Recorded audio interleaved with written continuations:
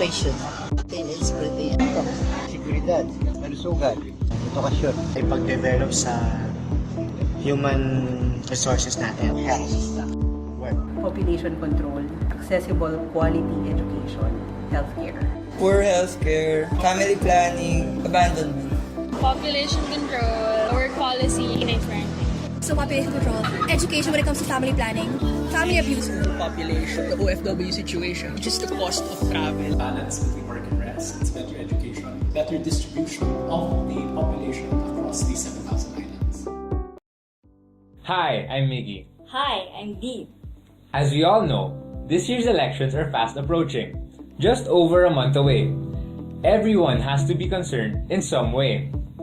There were, and still are, multiple issues and problems within the Philippines that are yet to be addressed by our next government officials. So we roamed around and asked you guys for your say concerning one type of issue, family issues.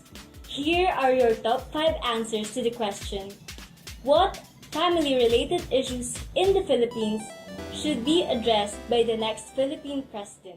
Flexible work policies. Policies have been made in order to make sure that benefits of employees are protected. To mention a few related to family-based conditions, sick leave, maternity and paternity leave, and family planning services. These are part of the law and is being overseen by the Department of Labor and Employment. Where these laws are not followed, sanctions and penalties are being imposed to the employers. Sadly, some of those employers are still able to get away with it. Thus, proper implementation and follow-up must be done by the government to ensure employees are getting the benefits they deserve to sustain the family's needs. Every family needs income stability to provide the needs of its members. In the Philippines, 6.5% is unemployed and this part receives income support from the government, while 93.5% are bound to loan assistance packages if their salary isn't enough to meet their family needs. But due to lack of money, the tendency is they only get buried in debt. One alarming example is the Shandaluisito farmers. Legally, they are employed. However, their salary is only 9 pesos and 50 centavos a week. The thing is, income support from the government should not only be exclusive to the unemployed, but also to everyone in the working force under these circumstances. Healthcare. Public health insurance is a benefit that should cover all families and the whole population. In the past, this benefit was only accessible to those who could afford it and to those who received it from work benefits. Providing universal health insurance by 2016 was aimed for by the health sectors, but full coverage to the nation has yet to be achieved due to the need of increased funding and more effective distribution by the management. So, families that are not yet covered by public health care cannot avail of this benefit for the times they need it most. When one looks around and sees the large masses of people, the poverty, the pollution, then gets caught in the daily traffic in EDSA, it would rather seem easy to infer that the Philippines is overpopulated. Let's take a look at Metro Manila.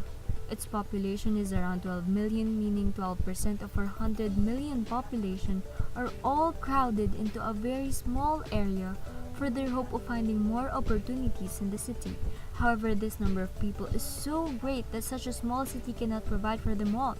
And this is a problem of overcrowded cities, not an overpopulated country.